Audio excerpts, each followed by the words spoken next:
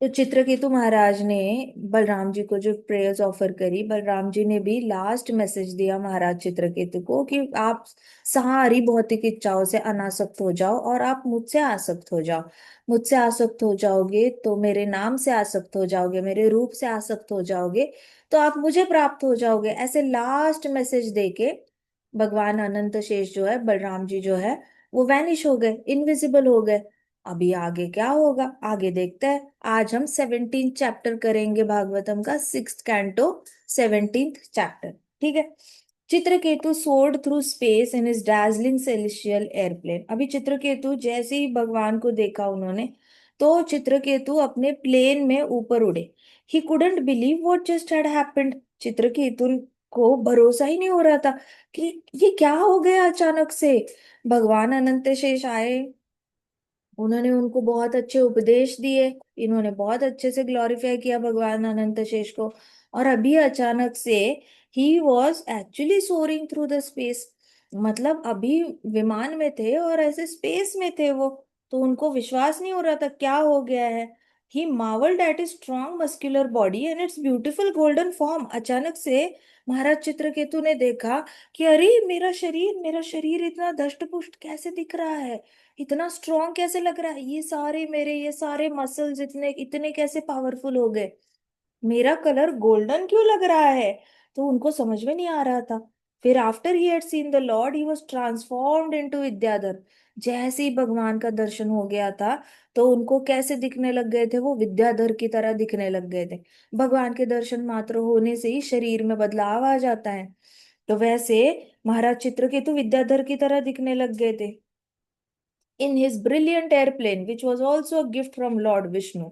अभी वो एक मस्त अच्छे वाले एयरप्लेन में बैठे थे, जो गिफ्ट भगवान विष्णु ने उनको दिया था। उस गिफ्ट एयरप्लेन में बैठे हुए थे। और millions of years without the valleys of Sumeru mountain. अभी नॉर्मली एरोप्लेन से आप ट्रैवल करते हो तो कहीं ना कहीं डर रहता है, नीचे की हाइट पे करोगे तो पहाड़ को आप धड़क सकते हो, एक्सीडेंट हो सकता है। लेकिन ये जो चित्रकेतु महाराज को प्लेन गिफ्ट हुआ था, तो वो प्लेन जो था, वो किसी भी माउंटेन को टच नहीं कर सकता, ऐसा था। कोई भी माउंटेन उसके बीच में नहीं आ सकता था। तो महाराज चित्रकेतु इस प्लेन में बैठ के लाखों लाखों सालों तक प्रवास कर सकते हैं, ट्रैवल कर सकते हैं। और उनका जो ट्रैवलिंग है वो किसी पर्वत से भी नहीं रुकेगा, पर्वत को भी एक्सीडेंट नहीं होगा उनका। ऐसे करके ऐसा वाला प्लेन भगवान विष्णु ने बिल्कुल ही ऑब्स्ट्रक्शन लेस मतलब बिना किसी ऑब्स्टैकल वाला प्लेन उनको दे दिया था। विद्याधर बन चुके थे, दिखने में सुंदर दिख रहे थे। अभी वो बिना किसी लाखों लाखों साल तक उस प्लेन में घूम घूम रहे थे। The exquisite Vidyadhar women accompanied him। अब विद्याधर होता है, विद्याधर कौन होता है, जिनके पास ढेर सारी विद्या, विद्याधर, विद्याधर मतलब ढेर सारा ज्ञान जिनके पास होता है, ज्ञानी लोग जो होते हैं, ज्ञान योगी, उनको विद्याधर कहा जाता है। तो उनको विद्याधर का शरीर मिला था। तो ज्ञानियों के पीछे भी बहुत सारी जनता जो होती है वो पागल होती है। तो वैसे कई सारी स्त्रियों को ज्ञानी लोग अच्छे लग जाते हैं। आप देखो, हम क्रॉस फ्रेंडशिप की बातें करते हैं, तो क्रॉस फ्रेंडशिप में होता क्या है, सबसे पहले तो अगर कोई भक्त होगा, भक्त होगो और वो ज्ञान योग कर रहा है सपोज, अभी उसने बड़ा सारा ज्ञान कई सारे लोगों को बता रहा है, कई सारे लोगों को बता रहा है। अभी कई सारे स्त्रियों को ज्ञान वाले लोग बड़े अच्छे लगने लग जाते हैं, उसमें से किसी को वो अच्छे लगे कि आप बड़ा अच्छा ज्ञान देते हो, आप बड़ा अच्छा ज्ञान, आपके पास इतना कैसा ज्ञान है। अगर स्त्री को कोई आप पसंद आया, लेकिन जो ज्ञान दे रहा है वो भक्ति के स्तर पे नहीं है, वो अभी भी ज्ञान ज्ञान ही खेल रहा है, मतलब उसको टीचर बनना है, प्रीचर बनना है, जो भी बनना है, लेकिन उसको ज्ञान ज्ञान ही खेल रहा है। वो भक्ति में स्थिर नहीं है, उसको कृष्ण से लेना देना नहीं है।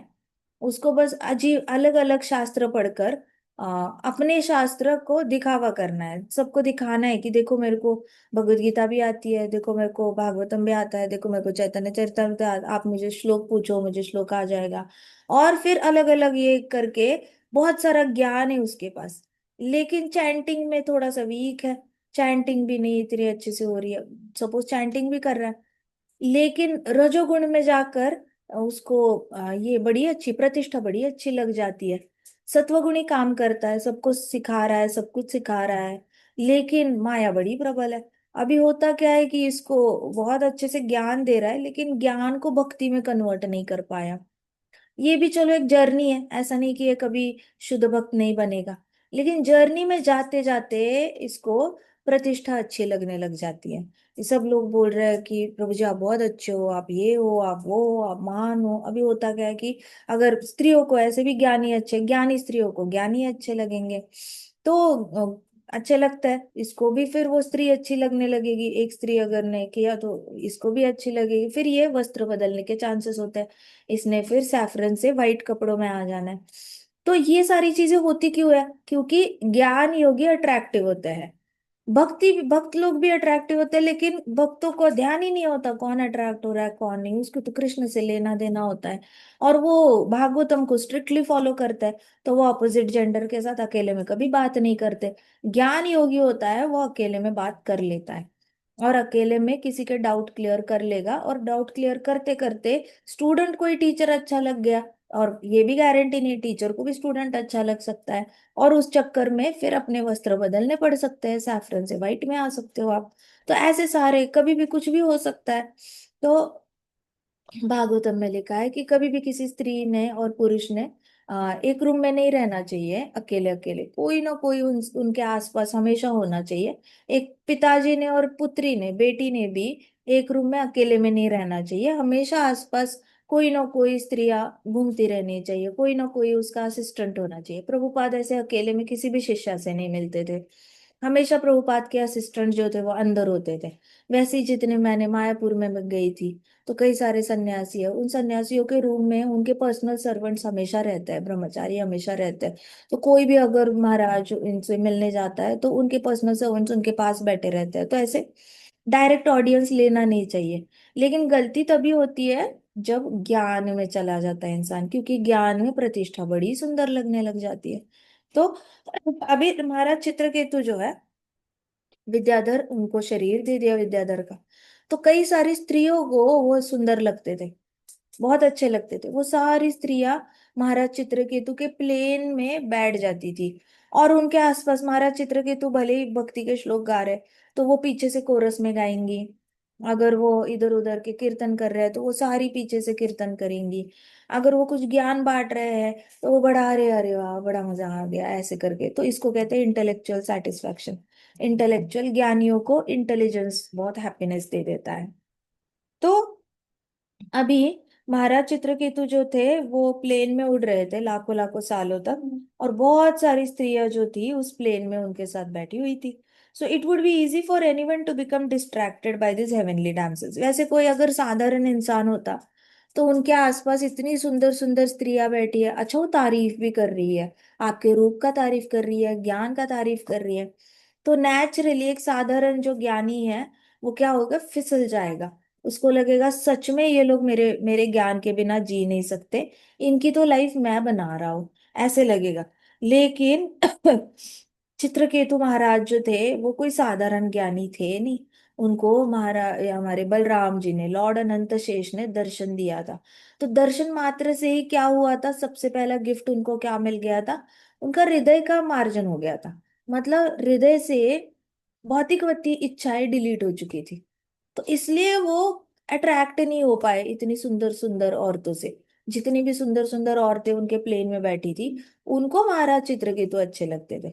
लेकिन महाराज चित्रकेतु को वो सारी औरतों को देखकर, डैम्सल्स मतलब हेवनली अप्सराएं थी वो, उनको देखकर महाराज चित्रकेतु को कोई अट्रैक्शन नहीं हुआ।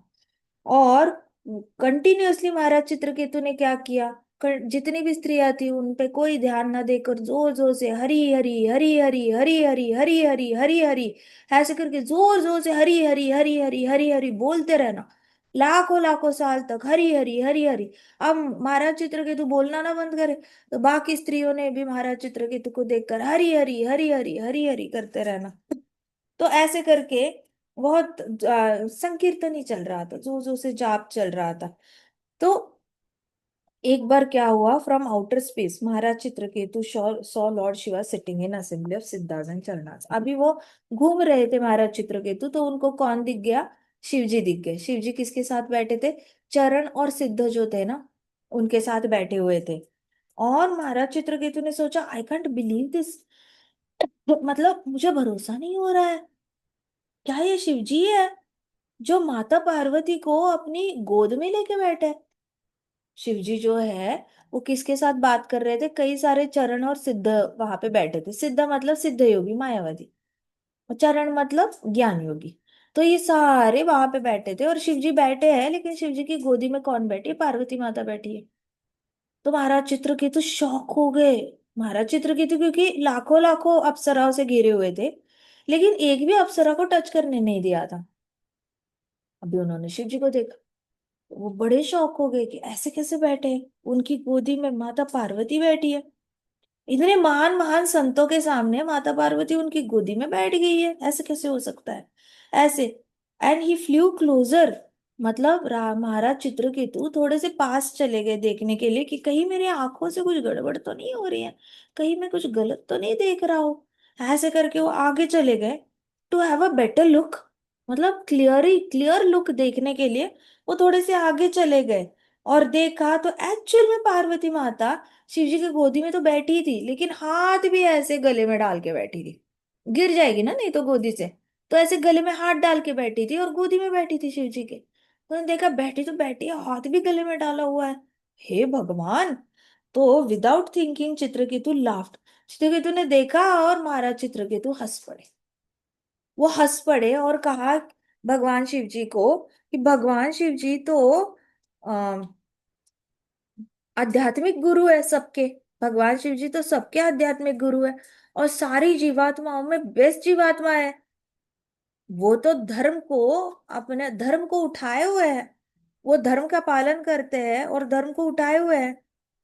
लेकिन कितना अद्भुत है ये देखना कि वो अपनी वाइफ को, अपनी पत्नी को इतने सारे संतों के सामने एम्ब्रेस करके गले लगा के बैठे हुए हैं।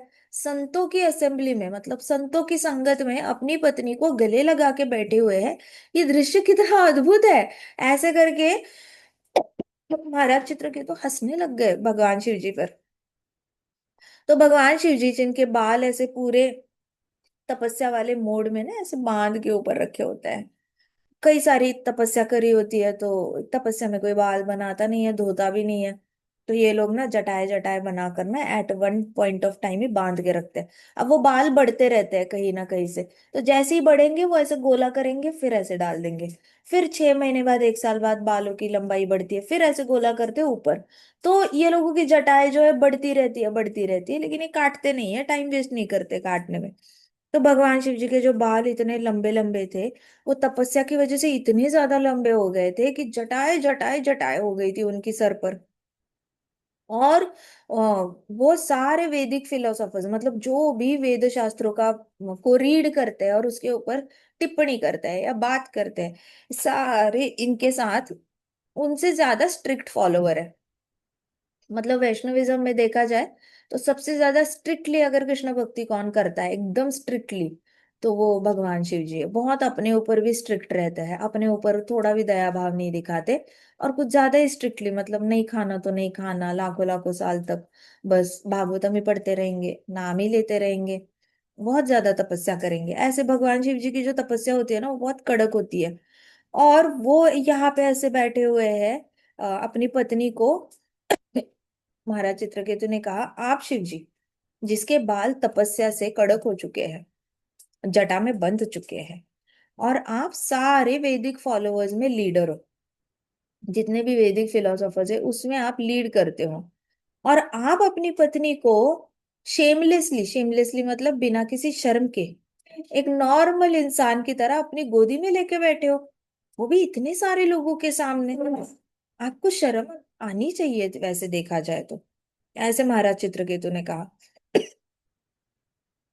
फिर उन्होंने कहा, it is incredible how such a great personality can act like a ordinary human being. तो महाराज चित्रकेतु ने कहा कि ये सच में अद्भुत है कि इतनी महान हस्ती एक नॉर्मल इंसान की तरह कैसे बिहेव कर सकती है। The king thought may be he should have kept this thought to himself but it was too late. अब उस वक्त महाराज चित्रकेतु को लगा कि उन्होंने ये सब कुछ नहीं बोलना चाहिए था, करने दो जो शिव जी कर रहे हैं, तुम्हें बोलने की क्या जरूरत है। लेकिन तब महाराज चित्रकेतु को लगा शायद मैंने बोलना नहीं चाहिए था, ये सारे विचार ना मैंने अपने अंदर ही रखने चाहिए थे, पता नहीं मैंने क्यों बोल दिया। होता है ना कभी कभी, कहते हैं ना foot in the mouth. Foot in the mouth मतलब क्या होता है, कुछ लोग बोल के फंसते हैं। अ, फौज में एक कहावत है, क्या था, मछली मुंह खोली और फंस गई, मछली मुंह खोली और फंस गई, ऐसे कहते हैं फौज में। तो कहते हैं कि फौज में अननेसेसरी मुंह नहीं खोलना चाहिए, जैसे आप मुंह खोलते हो ना फंस जाते हो। तो इस तरीके से अननेसेसरी बोलना नहीं चाहिए, कुछ कुछ विचार अपने आप के पास रखो, कंट्रोल करो। अपने बोलने की इच्छा को बड़ा कंट्रोल करना पड़ता है, पहले कंट्रोल करो अपनी इच्छा को, और फिर आप 99 प्रॉब्लम से बच जाओगे। लेकिन अगर अपने जिह्वा को कंट्रोल नहीं किया तो कभी कभी ऐसे हो जाते हैं कि हम खुद ही अपने प्रॉब्लम के रीजन बन जाते हैं। तो वैसे ही इसको कहते हैं फुट इन द माउथ, बिना सोचे समझे बोलना और फिर पछताना। कुछ कुछ लोग होते हैं जो सीधे मुंह पे बोल देते हैं और सोचते भी नहीं, हाँ बोल दिया तो बोल दिया, कि ये बड़ी बात है, उसको नाराज होना है हो जाने दो, उसकी प्रॉब्लम है, मुझे जो लगा वो मैंने बोल दिया। अच्छा ये भी ठीक है। लेकिन कुछ लोग होते हैं बोलने के बाद नहीं बोलना चाहिए था, वो वाला फुट इन द माउथ होता है। ये लोग बड़े पछताते हैं, क्योंकि सामने वाले को भी पता चलता है कि इसने गलत बोला है और ये पछता रहा है। तो महाराज चित्रकेतु के साथ ऐसे ही कुछ हो गया। चित्रकेतु महाराज को लगा नहीं बोलना चाहिए था शायद, काम का बोल दिया, अब बोल दिया तो बोल दिया, अब क्या करे। उनको ऐसा लगा मन में रखना चाहिए था। माता पार्वती ने लेकिन सब सुन लिया। माता पार्वती ने देखा कि शिव जी की, मेरे पति का अपमान कर रहा है ये, समझता क्या है अपने आप को। माता पार्वती को तो बड़ा गुस्सा आ गया। उन्होंने ऑफेंस ले लिया, माता पार्वती को अपमान फील हुआ। भगवान शिव जी ने सिंपली स्माइल किया। चित्रकेतु महाराज ने जो भी बोला ना, उसको सुनकर भगवान शिव जी ने बस ऐसे स्माइल किया। और बाकी सारे ऋषिगण जो थे, संत मुनि जो थे, सारे ऐसे बैठे थे, भगवान शिव जी से ज्ञान ले रहे थे, वो ऐसे शांत बैठे रहे, उन्होंने कुछ नहीं बोला। देखो, इतने सारे संत है, महाराज चित्रकेतु को समझना चाहिए था, इतने सारे संत शांत बैठे हैं तो उनको कॉपी करो और शांत बैठो। लेकिन नहीं, मैंने तो बोलना है। तो इतने सारे संतों को कॉपी करके शांत बैठ जाना चाहिए ना।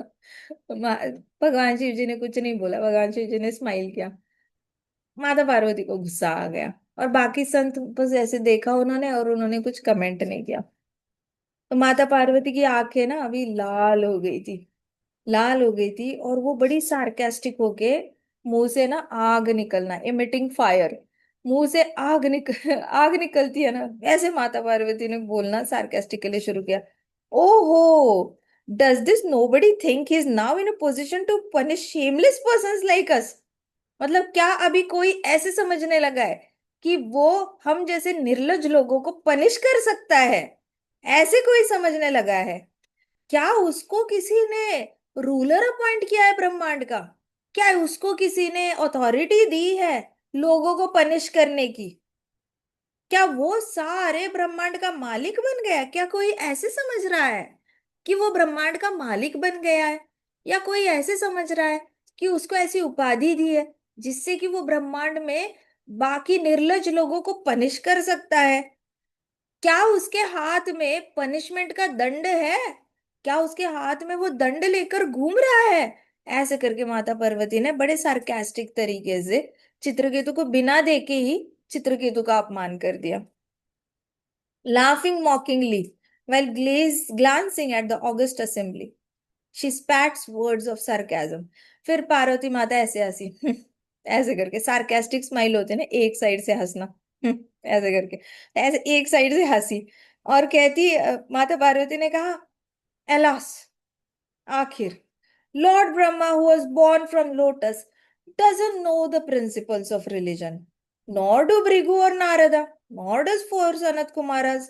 तो माता पार्वती ने कहा, आखिर ब्रह्मा जी, जिन्होंने ये पूरा ब्रह्मांड बनाया, उनको कोई धर्म के रूल्स नहीं आते, भृगु मुनि को भी नहीं आते, नारद मुनि जी को भी नहीं आते कुछ भी, ये सारे रूल, इनको क्या, सनत कुमारों को भी धर्म समझ में नहीं आता, मनु और कपिला को भी नहीं समझ में आता। अब किसके नाम ले रही थी पार्वती माता? जो सामने शिव जी के बैठे हैं ना, इतने महान महान हस्ती बैठे हैं, उन सबके नाम, उन सबको पॉइंट करके बता रही है।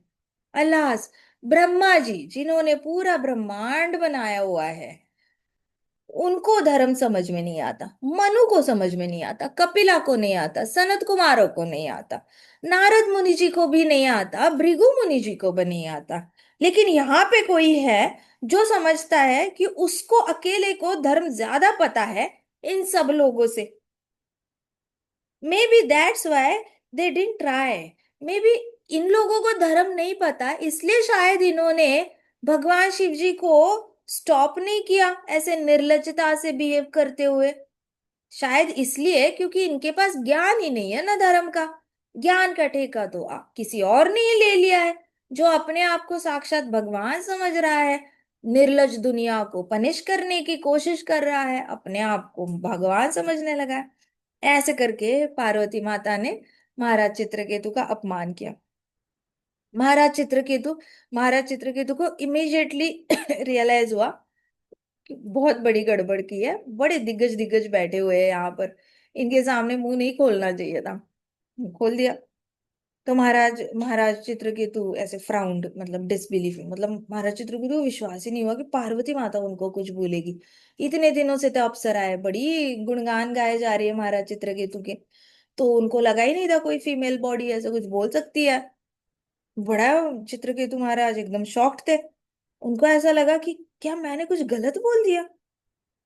फिर उन्होंने सोचा कि लेकिन भगवान शिव जी अपनी इंद्रियों को कंट्रोल क्यों नहीं करते?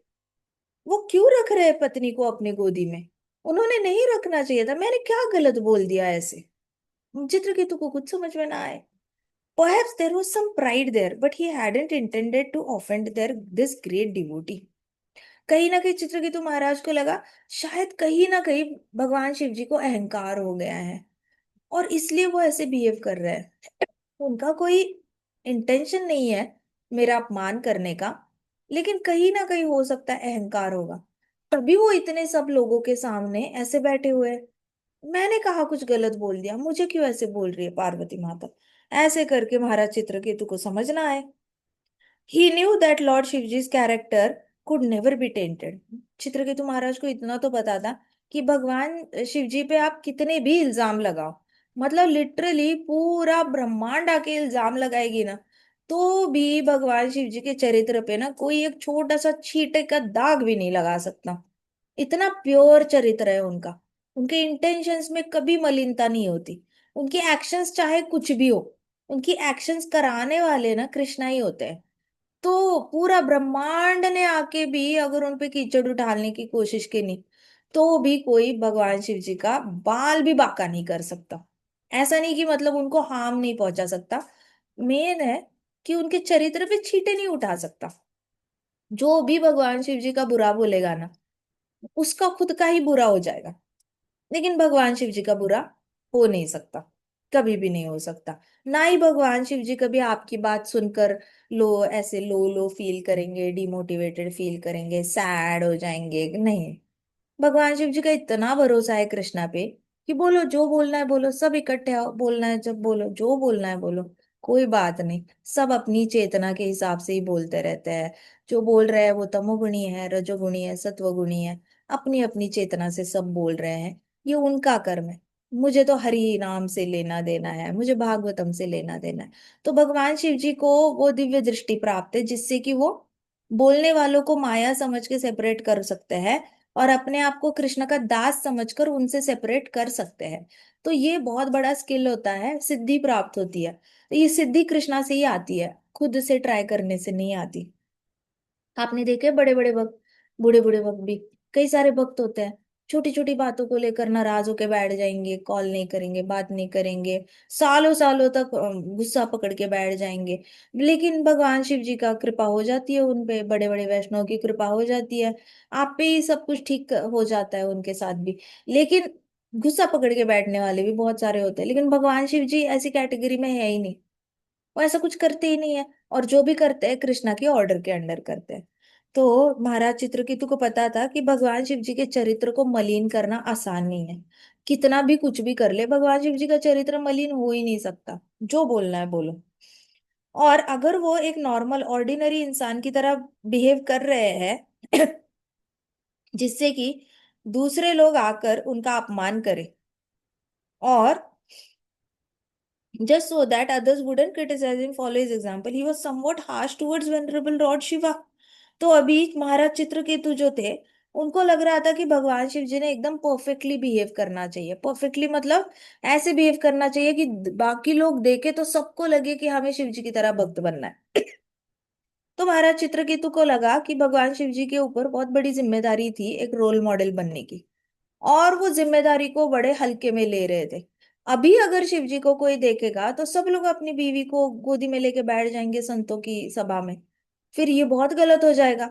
तो महाराज चित्रकेतु की सोच ही ऐसी है ना पृथु महाराज की तरह, उनको हमेशा ऐसे ही लगेगा महाराज चित्रकेतु को कि अगर राजा ही ऐसे बिहेव करेगा तो प्रजा भी ऐसे करेगी। भगवान शिव जी को सारा वैष्णव समाज बड़ा इज्जत देता है। अगर भगवान शिव जी ऐसे करने लगे तो सारे भक्त ऐसे ही काम करने लग जाएंगे। तो भगवान शिव जी ने थोड़ी सी रिस्पॉन्सिबल होके ऐसे करना चाहिए, ऑर्डिनरी इंसान की तरह नहीं करना चाहिए। ऐसे करके ना महाराज चित्रकेतु अपने ही मन में सोचने लग गए, ये उनके अपना ही मन में ये सारे ख्याल चल रहे थे। तो seeing Parvati's fiery eyes, Chitraketu understood that he had committed a grave mistake. और फिर उन्होंने पार्वती माता को देखा। पार्वती माता की आंखों से तो आग निकल रही थी। मेरे पति को हिम्मत होती है, होता क्या है कि लेडीज का, कि वो खुद कुछ कितना भी बोले हस्बैंड का, कितना भी अपमान करे उनको बुरा नहीं लगेगा। बच्चा आके अगर हस्बैंड का अपमान करेगा तो बच्चे को थप्पड़ पड़ेगी। बाहर का आके कोई, मतलब इट इज लाइक इंडियंस आपस में झगड़ा करेंगे, लेकिन जैसे ही पाकिस्तान ने इंडिया पे अटैक किया सारे इंडियंस सडनली भाई भाई हो जाते हैं और पाकिस्तान के खिलाफ हो जाते हैं। वैसे स्त्री कितना भी अपमान करे पति का, स्त्री को बुरा नहीं लगता, मैं कर रही हूं ना अपमान कोई बात नहीं। लेकिन बाहर का कोई आके या घर में भी कोई आके पति का अपमान करे तो स्त्री की आंखों से पूरी तरह आग बबूली हो जाएगी स्त्री। तो वैसे पार्वती माता का हुआ, पार्वती माता की आंखों से आग निकल रही थी। चित्रकेतु महाराज ने ऐसे देखा और चित्रकेतु महाराज को लगा मैंने सच में कुछ गलती की होगी, मुझे तो लग नहीं रहा मैंने कोई गलती करी है, लेकिन पक्का कुछ तो गलती करी है जो पार्वती माता इतनी गुस्से से देख रही है मुझे। Chitraketu was totally confused. Parvati ने बोला कि ओ लोएस्ट ऑफ क्षत्रियाज, ओ क्षत्रियों में सबसे नीचे की श्रेणी वाले, मेरे भगवान का अपमान करके, you are imprudent to think you could override lord Brahma ji. तुम मूर्ख हो, तुम बहुत ही मूर्ख हो जो तुम समझते हो कि तुम ब्रह्मा जी से अपने आप को महान समझोगे या ब्रह्मा जी से ऊपर चले जाओगे, और बाकी देवी देवता तुम्हें कुछ नहीं कहेंगे। ये सिर्फ तुम्हारे ही मन में ऐसे तुम्हें लग रहा है। सारे देवी देवता जो है they meditate on lord Shiva's lotus feet, जितने भी देवी देवता है सब भगवान शिव जी के चरण कमलों पे मेडिटेशन करते हैं। मेरे भगवान है, वो रिलीजन पर्सोनिफाइड है, मतलब धर्म, धर्म अगर दिखता कैसे है तो वो शिव जी की तरह दिखता है। ऐसे पार्वती माता ने कहा मेरे भगवान है। धर्म अगर कैसे दिखता है देखना है तो मेरे भगवान को देखो तुम। और गुरु दिखते कैसे हैं पूरे वर्ल्ड में, अगर आप किसी को पूछोगे कि गुरु दिखते कैसे हैं तो वो मेरे भगवान जैसे गुरु दिखते हैं, ये तुम्हें पता चलेगा। देखो Chitraketu must be punished, Parvati माता ने कहा इसलिए चित्रकेतु को पनिश करना चाहिए। O impudent one, my dear son, now take birth in a low sinful family of demons so that you won't commit such an offense towards an exalted personality again। तो पार्वती माता ने कहा कि हे मूर्ख मेरे बेटे, हे मूर्ख तू मेरे बेटे जैसा है, तू मेरा बेटा है, बट आज अभी मैं तुम्हें श्राप देती हूँ कि तुम निचली श्रेणी में जन्म लो, एक बहुत ही सिंफुल फैमिली ऑफ डीमंस में जन्म लो, मतलब एक ऐसी फैमिली जिसमें कई सारे असुर हैं और पापी असुर है। तुम पापी असुरों की फैमिली में तुम जन्म लो, तुम नीचे जाओ और तुम सबसे निचला जन्म ले लो, जिससे कि तुम्हें पता चले कि ऐसा पाप करना नहीं होता। एग्जॉल्टेड पर्सनालिटी मतलब जो शुद्ध भक्त होते हैं इनके चरण कमलों पे ऐसा पाप नहीं करना होता, ये तुम्हें समझ में आ जाएगा। ऐसे करके पार्वती माता ने चित्रकेतु को श्राप दे दिया। तो Maharaj Parikshit immediately, oh no. महाराज परीक्षित तो अभी तक तो काफी इम्प्रेस थे ना महाराज चित्रकेतु से कि अरे बेटा चला गया, 45 मिनट में ही रिकवर कर गए, सारे शोक से बाहर आ गए, और उनको भगवान ने दर्शन भी दे दिए, 7 दिनों में दर्शन दे दिए। दर्शन के बाद उनको विद्याधर का शरीर मिला, इतना अच्छे से प्लेन में उड़ रहे थे, और ये क्या हुआ अचानक से, मतलब अभी प्लेन में थे और एकदम धड़ाम करके गिर के अभी असुर बनने वाले हैं। तो Maharaj Parikshit, oh no. After hearing narration from Sukhdev Goswami, Maharaj Parikshit shock हो गए। चित्रकेतु महाराज की डेस्टिनेशन देखकर। क्यों शॉक हो गए? परीक्षित महाराज भी क्षत्रिय है ना। अभी तो भागवतम सुन रहे हैं, पता नहीं 7वें दिन में क्या हो जाए। अभी ऊपर उड़ते उड़ते प्लेन में पता चला असुर बन गए। सो परीक्षित महाराज शॉक हो गए। ये क्षत्रियो को श्राप मिला है ना, महाराज परीक्षित भी तो क्षत्रिय है। तो महाराज परीक्षित एकदम शॉक्ड थे। ओ नो बोला, सुखदेव गोस्वामी जी हंसने लगे। Sukhdev Goswami ji explained that when Chitraketu was cursed by Mother Parvati, he descended from airplane, bowed before her in great humility। जैसे ही महाराज चित्रकेतु को श्राप मिला, तो महाराज चित्रकेतु प्लेन से उतरे और माता पार्वती को दंडवत करा, हाथ जोड़कर दंडवत करा, और फिर कहा, हे माते, मेरी प्रिय माता, माय डियर मदर, मेरी प्रिय माता, मैं तुम्हारा आपने दिया हुआ जो श्राप है वो मैं एक्सेप्ट करता हूँ, मतलब मैं ले लेता हूँ वो श्राप। For happiness and distress are given by demigods due to one's past deeds. क्योंकि खुशी और दुख जो होते हैं वो देवी देवता देते हैं पिछले जन्म के कुकर्मों की वजह से। तो आपने दिया हुआ जो श्राप है वो मैं पूरी तरह एक्सेप्ट करता हूँ। जैसे आपने देखे कुछ लोग बचपन से हेल्दी रहते हैं, लेकिन 14-15 साल के हो जाएंगे कभी कभी तो अचानक से कोई बीमारी हो जाती है। एपिलेप्सी के अटैक्स आना जो भी होता है, थोड़े से और बड़े हो जाएंगे, शादी से पहले कुछ और बीमारी हो जाएगी। तो ऐसे करके ब्रह्मचारी आश्रम में सडनली बीमारी आ जाती है। तो आयुर्वेद में कहते हैं, आयुर्वेद में भी एपिलेप्सी की बीमारी को कहा गया है प्रारब्ध की बीमारी। प्रारब्ध, प्रारब्ध के भोग आयुर्वेदिक डॉक्टर बताते हैं। सोचो, तो शास्त्र में ही प्रारब्ध बोला है, क्योंकि उसका कारण ही नहीं पता होता किसी को। माँ अगर जाके पूछेगी कि बेटे को एपिलेप्सी का अटैक क्यों आया, तो डॉक्टर बोलेंगे इसका कोई कारण होता नहीं है, वो बस आ जाता है, आ जाता है। अब माँ बोलेगी ऐसे कैसे बोलते हो डॉक्टर आप, बस आ जाता है। ये आ जाता है क्या होता है? क्या मैंने खाना देने में गलती की, क्या मैंने इसको टाइम पे सुलाया नहीं, क्या मैंने इसको हर रोज शाम को दूध नहीं दिया, क्या मैंने प्रोटीन नहीं दिया इसको, मैंने क्या क्या नहीं दिया, मैंने सारा तो खिलाया इसको टाइम टू टाइम, फिर भी इसको घर में साफ सफाई भी रखी, फिर इसको ऐसा हुआ क्यों? मैं टाइम टू टाइम इसका मेडिकल चेकअप कराया। फिर आयुर्वेदिक डॉक्टर कहते हैं मैम ये प्रारब्ध होता है।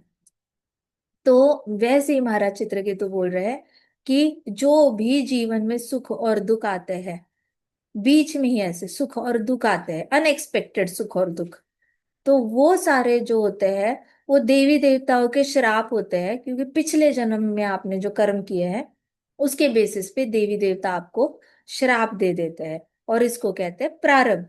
तो महाराज चित्रकेतु ने पार्वती माता को बोला कि मैं आपका श्राप एक्सेप्ट करता हूँ, क्योंकि मेरे प्रारब्ध में कुछ गलतियां होंगी, उसको बैलेंस करने के लिए देवी देवता श्राप दे देते हैं।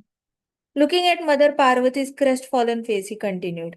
पार्वती माता को देखा था तो पार्वती माता का चेहरा उतर गया था ऑलरेडी, पति का अपमान सुनकर पार्वती माता का चेहरा ऑलरेडी, पहले तो बड़ी चांद की तरह सुंदर दिख रही थी, लेकिन अभी ऐसे लग रहा था जैसे चांद मुरझाया होता है ना, पतला पतला हो जाता है, वैसे पार्वती माता का चेहरा उतरा हुआ था। तो उनके चेहरे को देखकर महाराज चित्रकेतु ने कहा कि अज्ञान के कारण जीवात्मा जो है वो भौतिक जगत में घूमती रहती है। उसके पास ज्ञान ना होने के कारण वो कभी कभी एंजॉय करती है तो कभी कभी दुख से जाती है। कई बार अपने पिछले जन्मों के प्रारब्ध ही वो भोगती रहती है, भोगती रहती है। इसलिए मेरी प्रिय माता, आप भी जिम्मेदार नहीं हो, ना ही मैं जिम्मेदार हूँ। ये जो भी अभी हुआ, आपने मुझे श्राप दिया और मैंने आपसे श्राप लिया, इसके लिए ना आप जिम्मेदार हो ना मैं जिम्मेदार हूँ। एक्चुअली सब कुछ कृष्ण भगवान ही करा करा रहे हैं। मेरे से जो बुलवाया वो भी कृष्ण ने बुलवाया, आपसे जो श्राप दिलवाया वो भी कृष्ण भगवान ने कराया। देखा जाए तो सब कुछ भगवान ही करा रहे हैं। ये भौतिक जगत जो है, ये हमेशा बदलता रहता है। जैसे एक नदी बहती रहती है, वैसे भौतिक जगत में बदलाव बार बार आते रहते हैं। हमेशा कुछ ना कुछ बदलता रहता है। इसलिए ये जो श्राप है, ये मुझे लगता है, मुझे नहीं लगता कि ये श्राप है। मुझे लगता है ये श्राप एक वरदान बनकर आया है मेरे लिए, क्योंकि ये भगवान की इच्छा से मुझे मिला हुआ है। ये सारे मैं देख के आया हूँ स्वर्गलोक। ये स्वर्गलोक में क्या ही रखा है, नर्क लोकों में भी क्या ही रखा है। ये क्या है, ये सारा स्वर्ग, ये नर्क, ये सारी खुशियां और ये दुख, ये क्या है अगर जिसमें कृष्ण नहीं है। ये सब कुछ जो है वो बार बार बदलता है। खुशी भी बदलती रहती है, दुख भी बदलता रहता है। स्वर्ग में गया हुआ जीवात्मा नर्क में जाता है, नर्क में गया हुआ जीवात्मा स्वर्ग में जाता है। तो जैसे नदी बदलती है, वैसे इस भौतिक जगत में हर चीज हर फेर बदलती रहती है। इसलिए ना आप जिम्मेदार हो, ना मैं जिम्मेदार हूँ। मुझे जो श्राप मिला है वो भगवान की मर्जी से मिला है, इसलिए मैं इसको वरदान समझता हूँ। हे माते, ये जो भगवान है, भगवान कभी भौतिक जगत से अफेक्ट नहीं होते। वो सबके लिए एक समान होते हैं। भगवान किसी को भी बहुत अच्छा अपना या पराया नहीं समझते।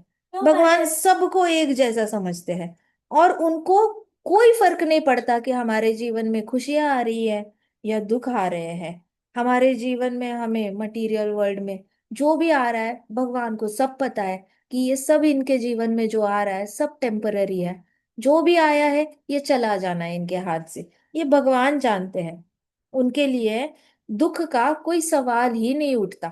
भगवान किसी के दुख से दुखी होते ही नहीं है, इसलिए उनको दुख होता ही नहीं है। इसलिए भगवान हमेशा खुश रहते हैं। भगवान को कोई फर्क नहीं पड़ता कौन दुख में है या कोई सुख में है। वो हमेशा खुश रहते हैं, क्योंकि उनको पता है कि ये भौतिक जगत में बदलाव आते रहते हैं। जो भी आया है वो बदलने वाला है, जो भी मुश्किलें है वो बदलने वाली है। तो भगवान के पास असीमित धैर्य भी होता है, अनलिमिटेड पेशेंस होता है भगवान के पास। लेकिन भगवान खुशी और दुख क्रिएट पक्का करते हैं। क्रिएट करते हैं मतलब भगवान कभी कभी लीला पक्का कर सकते हैं। जैसे यशोदा मैया के जीवन में खुशियां बनाना, देवकी माता के जीवन में दुख लाना, फिर देवकी माता के जीवन में खुशियां लाना, यशोदा मैया के जीवन में दुख लाना। तो इधर सुख इधर दुख, इधर दुख इधर सुख, ऐसे करके भगवान डेफिनेटली खुशियां और दुख क्रिएट जरूर करते हैं। कभी कभी सौभाग्य क्रिएट करते हैं, तो कभी कभी दुर्भाग्य क्रिएट करते हैं किसी किसी के जीवन में। कभी कभी बंधन क्रिएट करते हैं, तो कभी कभी मुक्तांगन मुक्त कर देते हैं जीवात्मा को सारे बंधनों से। कभी कभी किसी किसी को जन्म दे देते हैं, तो किसी किसी की मृत्यु करवाते हैं भगवान, बिकॉज ऑफ आर। और ये सब कुछ कराते हैं भगवान, क्योंकि जिस जिस जीवात्मा ने अच्छे कर्म किए हैं उसके साथ वैसा व्यवहार करता है भगवान, जिसने बुरा कर्म किया है उसके साथ वैसा व्यवहार करता है भगवान। तो भगवान जो है वो जीवात्माओं के कर्मों के हिसाब से ही उसके साथ वैसा व्यवहार कर रहे होते हैं। जैसे कि एक जज है, जज को पर्सनली किसी भी चोर से कोई प्रॉब्लम नहीं होती। वो चोर जाके चाहे 10 घर में डाका डाल के आ जाए, उसका पर्सनल कोई भी उसके साथ दुश्मनी नहीं होती। लेकिन जज को किसी ना किसी को तो जेल में डालना पड़ता है, जो गलत काम कर रहा है। और जो सही काम कर रहा है उसको जेल से बाहर भी निकालना पड़ता है, उसको मुक्त करना पड़ता है। वैसे ही भगवान किसी के बीच में पार्शलिटी नहीं करते। भगवान जो होते हैं वो हमेशा सबके जीवन में खुशियां बनाने की इच्छा रखते हैं। लेकिन भगवान न्यूट्रल होते हैं। वो सबका भला तो देखते हैं, लेकिन बड़े ही न्यूट्रल रहते हैं, मतलब अनबायस्ड रहते हैं। ऐसे नहीं कि इसका ज्यादा अच्छा करता हो उसका बुरा करता हो, जिसका जैसे जैसे कर्म है उसके हिसाब से उसको रिटर्न में देते रहते हैं। न्यूट्रल रहते हैं, और सबको खुशी और दुख उनके एक्शंस के हिसाब से उनको देते रहते हैं भगवान। ऐसे कहा महाराज चित्रकेतु ने। फिर उन्होंने कहा, हे माते, आप अननेसेसरीली मतलब बिना वजह ही गुस्सा कर रहे हो। But because happiness and distress are result of my past activities. लेकिन जो खुशी और दुख है वो मेरे पूर्व जन्म के कर्मों की वजह से है। इसलिए आपको बुरा मानने की जरूरत नहीं। आप अननेसेसरी गुस्सा हो रहे हो। आप बिना गुस्से के भी मुझे श्राप देते तो भी मैं ले लेता, क्योंकि मेरे पिछले जन्म के कर्म ही ऐसे कुछ खराब होंगे जिसकी वजह से मैं श्राप डिजर्व करता हूँ। तो देवी देवताओं का श्राप जो होता है वो बिना कुछ बोले एक्सेप्ट कर लेना चाहिए, ऐसे महाराज चित्रकेतु ने कहा। Although what I've said is not wrong, please forgive me for whatever you think is wrong। महाराज चित्रकेतु ने कहा, लेकिन जो भी मैं बोला हूं उसमें मैंने कुछ गलत नहीं बोला है, मुझे माफ कर दो अगर आपको लगा कि ये गलत है। ऐसे करके महाराज चित्रकेतु ने पार्वती माता को बोला। तो महाराज चित्रकेतु की ये जो कथा है इससे हमें पता क्या चलता है कि परीक्षित महाराज जो है वो भी ऐसे ही किसी पड़ाव पे है। और परीक्षित महाराज शुद्ध भक्त है। परीक्षित महाराज ने ऐसा कोई खास लॉजिक नहीं लगाया था कि श्रृंगी ने जब श्राप दिया था कि मैं श्रृंगी को काउंटर एक्ट क्यों नहीं करूंगा। परीक्षित महाराज को जेन्युइनली भौतिक जगत में इंटरेस्ट नहीं बचा था। जब उनको श्राप मिला था तब उनकी ऑलरेडी मीटिंग हो चुकी थी कली से। और कली से मीटिंग होने के बाद परीक्षित महाराज का जेन्युइनली मन उठ गया था कलयुग में रहने का। तो उनके तो जैसे ही श्रृंगी से श्राप मिला उन्होंने जल्दी से एक्सेप्ट कर लिया।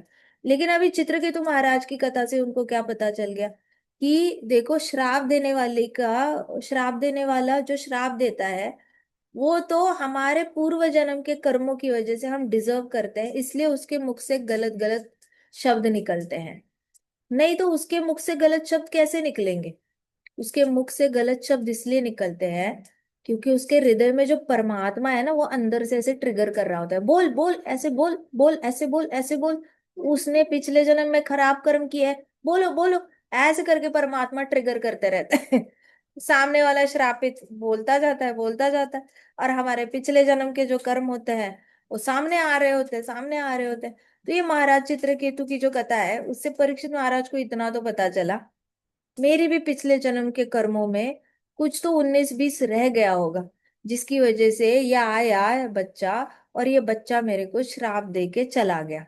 भले ही मैंने इतनी बड़ी गलती नहीं करी थी। ये देखो महाराज चित्रकेतु ने भी बोला जो मैंने बोला उसमें मैंने कुछ गलत नहीं बोला, लेकिन अगर आपको गलत लगा हो तो मैं माफ करता हूँ। महाराज परीक्षित के बारे में भी ऐसा ही था। उन्होंने सांप रखा इसके ऋषि के गले में। उन्होंने कुछ गलत नहीं किया था, जिंदा सांप तो नहीं रखा था, मरा हुआ रखा था।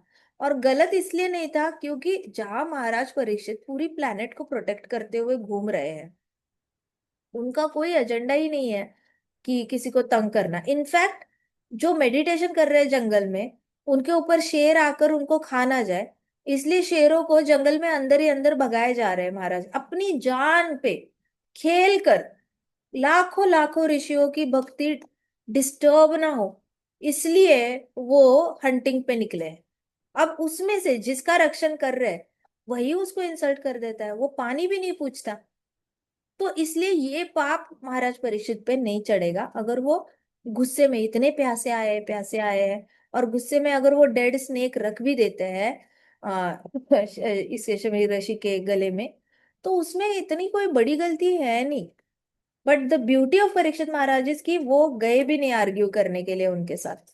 वो वही के वही पीछे से पीछे निकल गए, सुखदेव गोस्वामी जी से भागवतम सुनने लग गए। चित्रकेतु महाराज ने बस वहां पे बोला और फिर चित्रकेतु महाराज ने बोला मेरी गलती नहीं है, लेकिन मैं श्राप श्राप एक्सेप्ट करता हूँ। इससे परीक्षित महाराज को सीख मिली कि हाँ मेरी भी गलती नहीं है, लेकिन मैं श्राप जो है वो एक्सेप्ट करता हूँ। और क्यों एक्सेप्ट करना चाहिए? इसलिए नहीं क्योंकि मैं बहुत महान हूँ, इसलिए नहीं क्योंकि मैं कलयुग से मन उठ चुका है, इसलिए नहीं क्योंकि मुझे दुनिया को दिखाना है देखो मैं कितना सहनशील हूँ, देखो मैं कितना फॉरगिविंग हूँ, मतलब कितना मैं माफ कर सकता हूँ अपनी प्रजा को जो श्राप देती है। नहीं, एक ही कारण हो सकता है मैं श्राप को एक्सेप्ट करता हूँ, क्योंकि पिछले जन्म के जो प्रारब्ध है वो सामने वाले के मुख से निकलते हैं और हमें अफेक्ट करते हैं। सो इसकी पूरी जिम्मेदारी जो है वो पिछले जन्मों के मैं खुद ही अपने सर पे लेता हूँ कि मेरा ही पिछले जन्म का प्रारब्ध खराब है। तो कई सारे लोग कहते हैं ना, मैं ही बेवकूफ हूँ, मैं ही गलत हूँ जो इस घर में जन्म लिया, मैं ही गलत हूँ, मेरे ही मैं मेरी कोई बात नहीं सुनता, मैं ही गलत हूँ। जो मेरे को नसीब में ऐसे लोग आए वैसे लोग आए। तो ऐसे जिम्मेदारी लेना इज मच बेटर देन सामने वाले को बोलना कि तू गलत है, तू गलत है, तेरी वजह से ये हुआ, तेरी वजह से ये हुआ, तेरी। इससे अच्छा तो ऐसे बोलो मेरे ही प्रारब्ध गड़बड़ होंगे, मेरे ही प्रारब्ध में कुछ गड़बड़ होगी जिसकी वजह से मेरे जीवन में ये सब कुछ हो रहा है। तो मेन एजेंडा क्या है कि श्राप जब मिलता है तो वो इसलिए एक्सेप्ट करना चाहिए कि हमारे अपने प्रारब्ध पिछले एक्सेप्ट कर लेने चाहिए, और इतना समझ लेना चाहिए कि कृष्णा कोई जानबूझ के नहीं कर रहे हैं। कृष्णा हमारे ही एक्शंस की रिएक्शन हमें दे रहे हैं। कृष्णा को कोई नहीं पड़ी हमें जानबूझ के दुख में डालने की या जानबूझ के खुशी देने की। कृष्णा देखेंगे कितना बचा है प्रारब्ध, चलो कट कर देते हैं, चलो इसको खत्म करना है, चलो इसका कैलकुलेशन जल्दी जल्दी खत्म करते हैं ताकि मेरे पास जल्दी आ जाइए। सो कृष्णा ऐसे करते हैं। तो इतना बोला, अब आगे की कथा हम कल करते हैं, ठीक है। ग्रंथराज श्रीमद् भागवतम की जय। शिल प्रभुपाद की जय। श्री श्री राधा श्याम सुंदर की जय। श्री श्री कृष्ण बलराम की जय। वृंदावन धाम की जय। समस्त भक्त वृंद की जय। हरे कृष्णा कृष्णा कृष्णा हरे हरे, हरे राम राम राम हरे हरे। हरे ये चैतन्य की जय। जय।